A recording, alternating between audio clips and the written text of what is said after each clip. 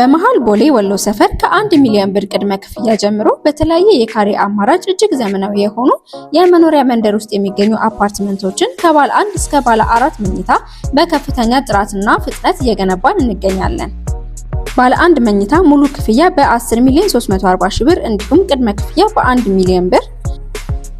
ባለ 2 መኝታ 144 ካሬ በ15 ሚሊዮን 840 ሺህ ብር ሙሉ ክፍያ እንዲሁም በ1.5 ሚሊዮን ብር ቅድመ ክፍያ። ባለ 3 መኝታ 150 ካሬ በ16 ሚሊዮን 500 ሺህ ብር ሙሉ ክፍያ እንዲሁም በ1.6 ሚሊዮን ብር ቅድመ ክፍያ።